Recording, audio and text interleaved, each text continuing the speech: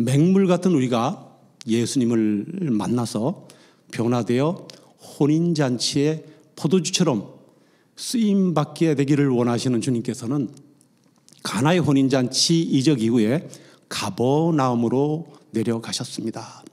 사도 요한은 함께 읽은 본문 말씀을 단 한 절로 기록하고 있죠. 제가 다시 한번 읽겠습니다. 그 후에 예수께서 그 어머니와 형제들과 제자들과 함께 가버나움으로 내려가셨으나 거기에 여러 날 계시는 아니하시니라. 여기서 그 후에라는 말은 가나의 혼인잔치 사건 이후를 말하는 것이죠. 요한복음을 읽을 때마다 별로 의미 없는 것 같은 이 구절을 요한은 왜 여기다 기록했을까라는 생각을 하곤 했습니다. 여러분 어떠신지요? 저만 그렇게 생각했는지. 그러나 한편으로는 성경은 영감을 받은 사람들에게 의해서 하나님의 계시를 기록한 것으로 의미 없이 기록된 것은 하나도 없다는 것이죠. 그렇다면 예수님께서 공생애의 사역을 시작하시면서 내려가신 이 가버나움을 통해서 요한은 우리에게 어떤 깨달음을 전하고자 하는 것일까요? 가버나움이라는 단어는 히브리어로 크파르나움입니다. 여기서 크파르라는 단어는 마을이라는 뜻이고요.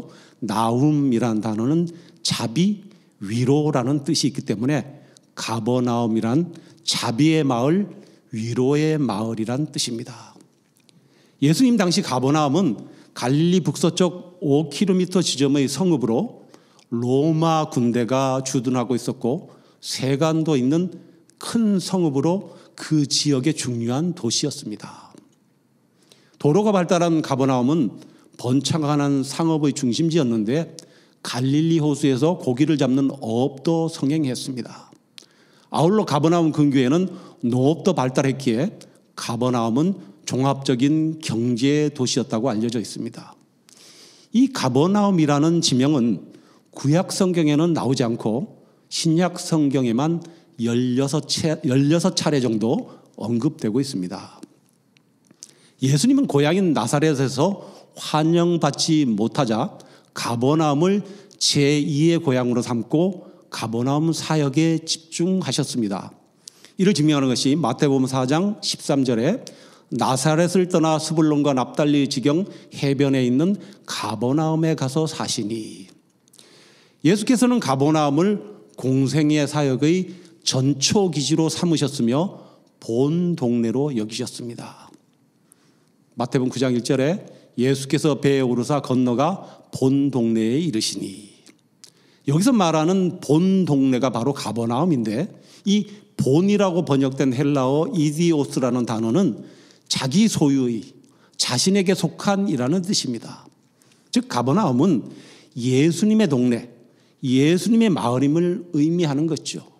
예수님에게 속한 동네라는 뜻입니다. 지금도 관광객들이 이 가버나움 유적지에 도착하면 큰 글자의 표지판을 볼 수 있는데 거기에 쓰여 있다고 합니다. 카페나움, The Town of Jesus. 예수의 도시 가버나움. 즉 가버나움이란 도시의 뜻이 위로의 마을에서 이제 예수님의 본 동네 가버나움으로 바뀐 것입니다. 왜냐하면 그가 3년간의 공생의 기간 동안 이곳을 앞에서 말씀하셨듯이 선교 본부로 택하시고 이곳에서 사셨기 때문입니다.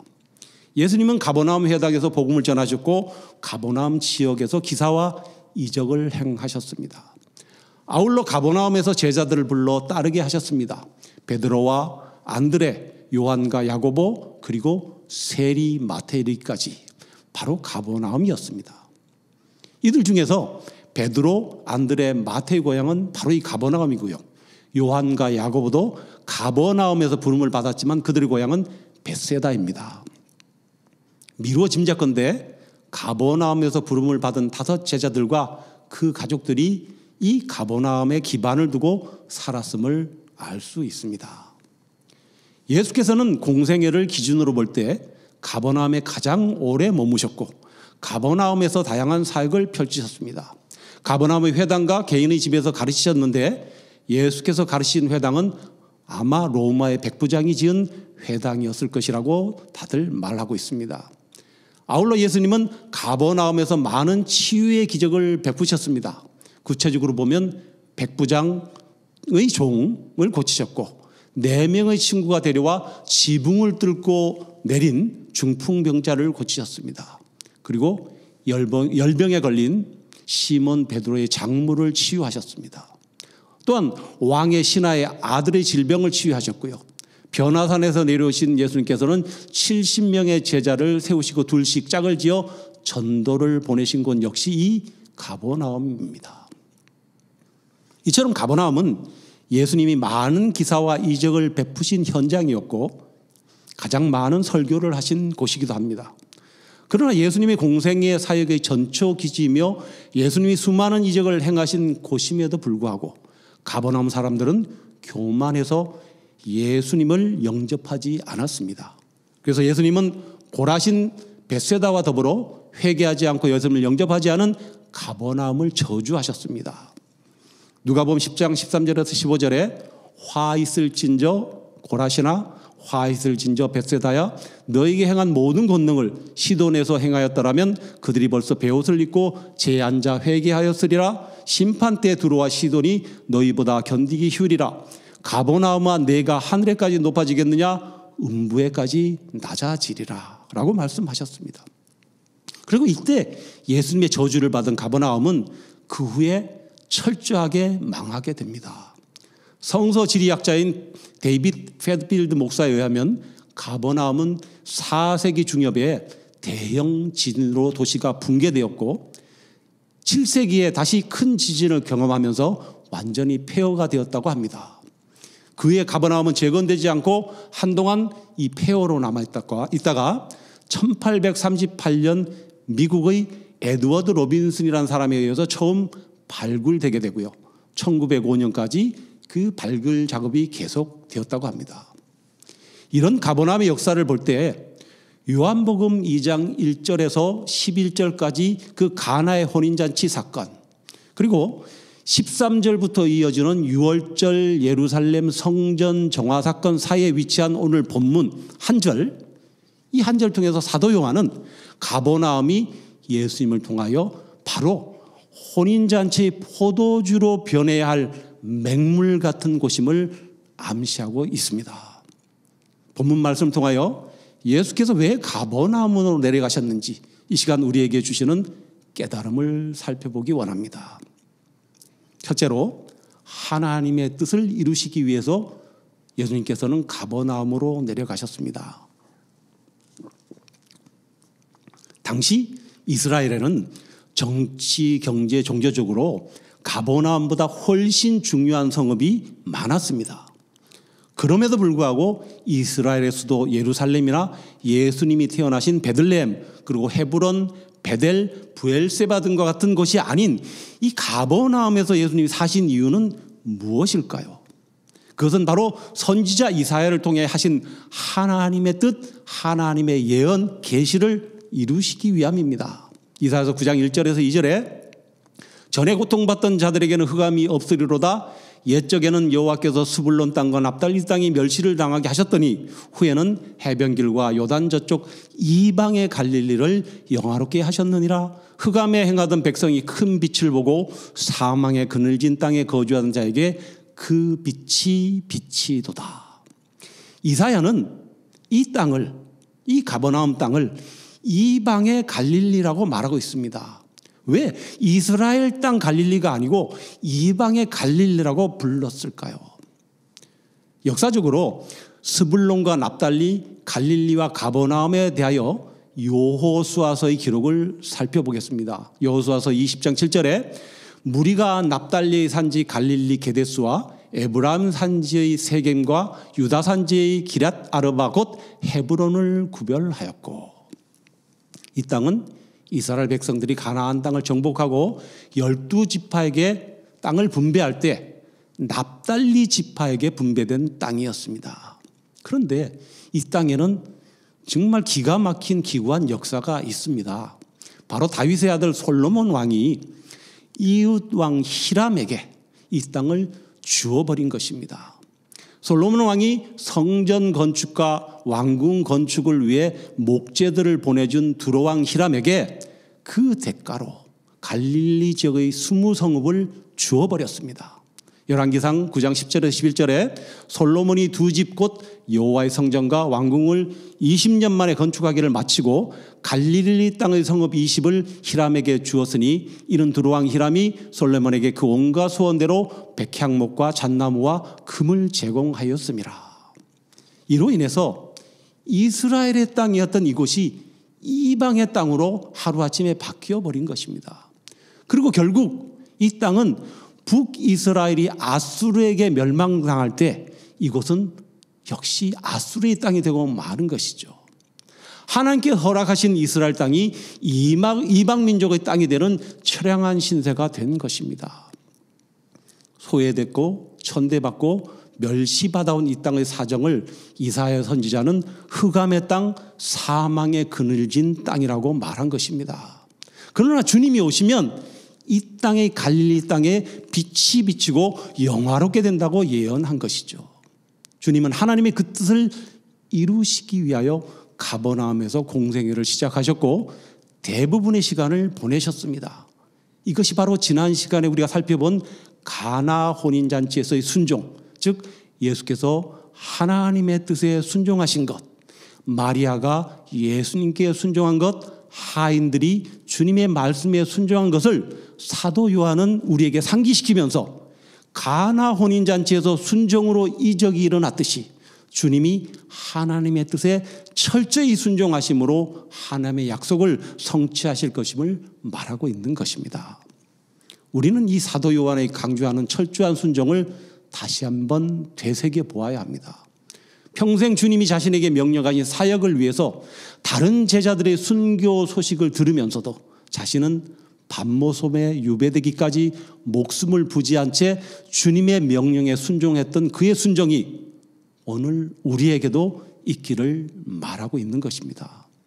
순종은 하나님의 뜻을 이룰 수 있는 가장 유일한 길이며 아울러 작은 일에 순종하지 못하는 사람은 큰 일을 맡길 때는 더욱 순종하기 어렵다는 것을 말씀하고 있습니다. 하나님보다 세상의 중심에 자기 자신을 세우는 것이 가치 기준이 되어버린 이 시대에 우리는 다양성이라는 이름으로 하나님을 우리 삶에서 서서히 소멸시키지는 않는지 돌아봐야 함을 깨닫게 하는 것입니다. 두 번째로 주님께서는 소외되고 멸시 천대받는 사람들을 위해서 가버나움으로 내려가셨습니다. 하나님께서는 예수님의 사역을 정치의 중심지인 예루살렘에서 시작하기를 허락하지 않으셨습니다. 인간적인 생각으로는 정치 지도자들과 사내들인 공회가 있고 로마의 총독이 있는 예루살렘의 혜성처럼 등장하여 저들과 일전을 겨루면 좋지 않았을까라고 생각할 수 있습니다. 그러나 하나님의 뜻은 그렇지 않았습니다. 주님은 바리새인, 사두개인, 서기관, 율법학자, 사내들인 공의회원들처럼 잘 나가는 사람들, 의인인 척하는 사람들을 위해 오신 것이 아닙니다. 그런 사람들이 모여있는 예루살렘을 위하여 오신 것이 아니라는 것입니다. 이스라엘 땅이었지만 이방 땅이 되어 멸시받고 상종조차 하지 않는 그런 곳, 그런 사람들을 위해 오셨기에 공생애를 가버나움으로 내려가서 시작하셨습니다. 하나님의 뜻은 이방에 소외된 사람들과 흑암과 사망과 그늘에 앉은 사람들에게 무엇보다 필요한 빛을 선물하는 것이었습니다. 그래서 참빛 대신 그리스도 예수가 흑암과 사망의 그곳에 머물기를 원하셨습니다. 우리는 어떻습니까? 우리 역시 대단한 어떤 배경을 가진 사람들이 아니지 않습니까? 어쩌면 갈릴리 땅처럼 때로는 멸시받고 인정받지 못하고 내세울 것 없는 그런 모습이 우리의 모습이기도 합니다. 그러나 주님은 이런 우리의 모습 그대로를 원하시고 이런 모습 속에 함께 하시며 우리의 눈물을 닦아주시며 우리에게 빛을 주시고 또한 큰 일을 맡기신다고 말씀합니다. 지금은 흑암 속에 있는 것 같고 사망의 그늘진 곳에 있는 것 같지만 때가 되면 주님이 허락하시면 영화롭게 된다고 약속하십니다. 마지막으로 예수님은 도피성인 가버나움으로 가셨습니다.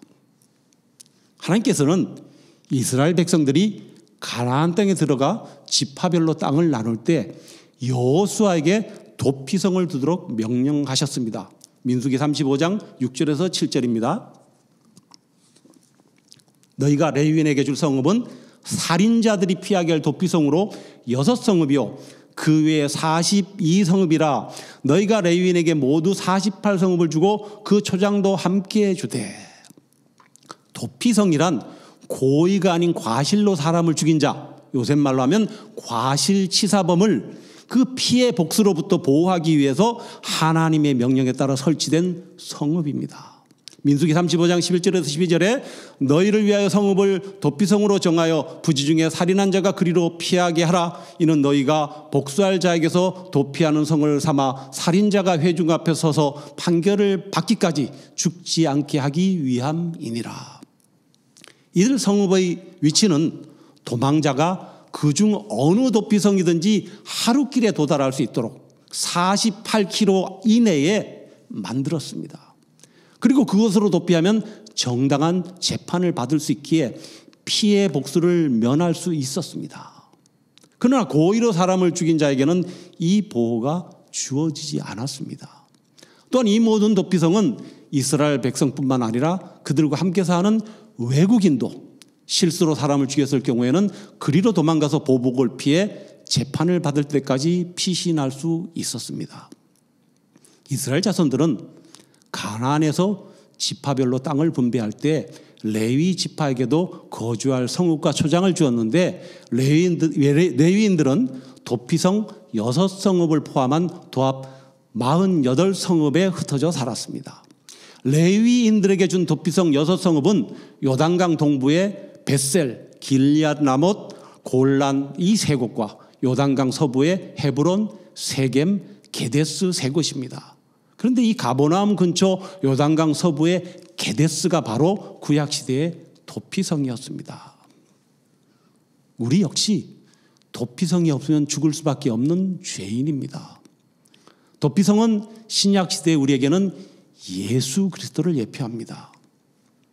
쉬운 성경 히브리서 5장 9절에 보면 예수님은 우리의 완전한 대제사장이 되시고 그에게 순종하는 모든 자에게 영원한 구원을 주셨습니다 라고 기록하고 있습니다.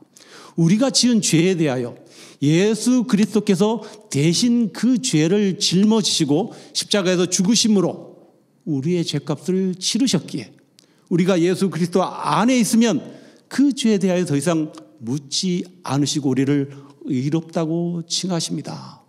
예수 그리스도는 우리의 도피성이 되시고 피난처가 되시고 안식처가 되십니다. 도피성은 실수로 살인을 저지른 자에게 베푸시는 하나님의 은혜입니다. 예수께서 가버나움을 본 동네로 삼으신 것은 예수께서 이 땅에 오신 목적이 바로 우리에게 도피성이 되어주기 위해 오셨다는 것을 주님의 공생의 시작에서 분명히 알려주시는 것입니다.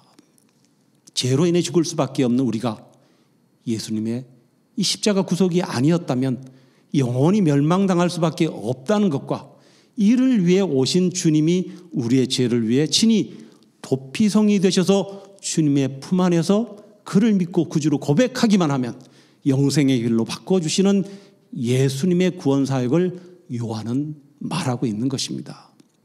예수 그리스도를 믿고 영접한 우리는 이제 도피성으로 들어와 있습니다. 그러나 아직도 이를 알지 못하거나 찾지 못하고 있는 사람들에게 우리는 알려주고 가르쳐 주어야 합니다.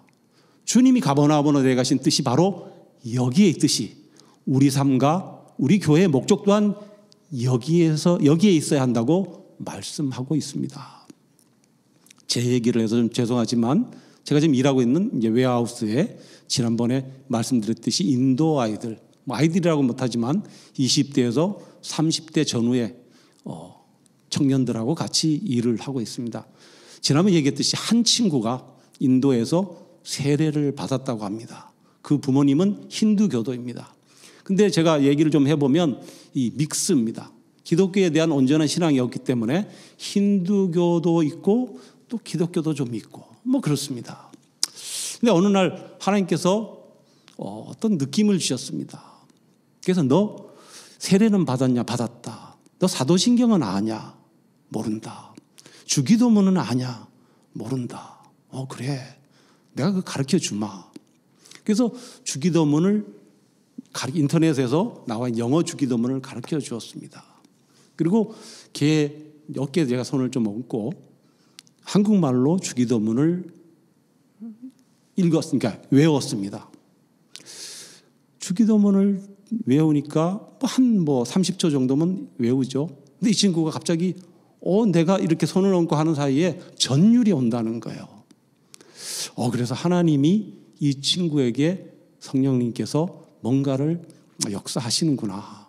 그랬더니 그 다음날 집에 가서 왔는데 보니까 이게 인도어로 번역된 주기도문 사도신경을 가지고 와서 주기도문을 한 반 정도를 외웠더라고요. 그래서 너 이것을 매일 몇 번이라도 반복해서 암송해라. 암송해라. 그건 주님이 가르쳐준 기도니까 너 이것이 우선이다. 무엇을 전공했느냐? 칼리지에서 차일드 케어를 전공했답니다. 차일드 케어. 어린이를 이렇게 돌봐주는 유치원 선생님 같은. 근데 너 왜 여기 와 있냐? 그랬더니 너 아이들은 좋아하냐? 좋아한대요. 영주권을 받기 위해서 여기 왔다는 겁니다. 근데 지금 전체적으로 영주권에 대한 기준이 바뀌었기 때문에 오히려 차일드 케어가 훨씬 더 영주권 받기가 쉬운 것이죠. 근데 이 친구가 그걸 모르고 있는 거예요. 그래서 자기 그것을 위해서 좀 기도해 달라. 자기 영주권 PR 받을 수 있도록 좀 기도해 달라. 그래, 내가 기도하마. 근데 너 주기도문, 그 다음에 이 사도신경 꼭 외우고, 그 다음에 너 다른 사람하고 좀 구별돼야 된다, 삶이. 그래서 젊은 아이들이니까 얼마나 그 말도 음란하고 퇴폐하고 그렇죠. 근데 좀 구별돼야 한다고 얘기를 합니다. 한 명입니다. 인도 아이들 한 20명 있는 데서 걔 하나를 딱 봤습니다. 하나님 뜻이 있는 줄 압니다. 이것이 하나님께서 혹시 저를 그 웨어하우스에 보내신 뜻이 아닌가 이렇게 많이 생각하며 기도하고 있습니다. 말씀을 맺습니다. 2018년 제71회 칸 국제영화제 심사위원상을 수상한 가버나움이라는 영화가 있습니다. 이 영화는 레바논에서 개봉된 드라마 영화로 오늘 설교의 내용이 된 가버나움의 현재의 모습을 보여주는 영화이기도 합니다. 기독교와 이슬람이 공존하는 레바논의 수도 베이루트에서 떠돌던 한 시리아 난민 소년의 실화를 바탕으로 한 이 영화는 자신을 증거할 수 없는 자들의 고통을 생생하게 포착한 영화라고 합니다. 영화는 두 가지 시점으로 전개되는데요. 첫 번째 시점은 영화의 주인공인 12살 자인이라는 아이가 칼로 사람을 찔렀기 때문에 그 사건으로 법정에서 재판을 받을 때 자신의 부모를 그 법정에서 고발해 버립니다. 그 이유는 무책임한 자신의 부모가 자신을 태어나게 했지만 키우는 데는 관심이 없었기 때문이라고 합니다. 두 번째 시점은 법정에서 서기 전 과거의 시점입니다. 레바논 빈민가에 사는 자인은 부모가 출생신고를 하지 않았기 때문에 법적으로는 그때까지 존재하지 않는 인물로 되어 있는 것입니다. 아울러 11살인데도 집안의 생계를 책임지고 동생들을 돌봐야 하는 것이죠. 영화를 통하여 보여주는 오늘날 가버나움이라는 단어는 혼돈이나 혼란을 의미하는 은유적인 표현으로 사용되고 있고 지구상에서 가장 혼란한 장소를 상징하고 있습니다. 아울러 가버나움은 자녀가 부모를 걱정해야 하고 어린아이가 어른을 먹여 살려야 하는 그런 곳이 되었습니다. 또한 가버나움이라는 공간에서는 기본적이고 상식적인 일들이 온통 왜곡되어 있고 뒤집혀 있습니다. 가버나움은 위로의 마을이라는 뜻임을 앞에서 살펴보았습니다. 그러나 가버나움은 예수님을 통한 하나님의 위로를 거절한 마을이었습니다. 우리가 살고 있는 이 시대의 지구촌은 어떻습니까? 하나님의 위로를 거절한 가버나움처럼 되어가고 있음을 오늘 말씀을 통하여 깨닫게 되는 것이죠. 또한 우리에게 찾아오신 예수님을 거절한 그 원인이 바로 성경은 교만 때문이라고 말씀합니다. 주님이 십자가 고난을 묵상하는 사순절 기간이죠. 예수님께서 가버나움에서 사역을 시작하시면서 하신 첫 번째 말씀이 있습니다. 마태복음 4장 17절에 이때부터 예수께서 비로소 전파하여 이르시되 회개하라 천국이 가까이 왔느니라 하시더라. 오늘날 기독교 사역의 중심지는 바로 교회이며 그곳에서 늘 풍성한 말씀과 은혜의 찬양이 흘러 넘치고 있습니다. 그러나 그 교회에 숨겨진 문제점들 중에 하나는 바로 회개가 없다는 것을 이구동성 말하고 있습니다. 십자가를 지기 위해 이 땅에 오신 예수님께서 본 동네로 여기시고 애착을 가지셨지만 이를 거부한 교만했던 가버나움이 심판날에 소돔 땅이 너보다 견디기 쉬우리라는 경고를 받은 것처럼 우리 자신과 교회가 죄를 뒤집어쓰고 옷을 찢는 심정으로 회개의 사순절을 맞는 저와 여러분 되시기를 간절히 소원합니다.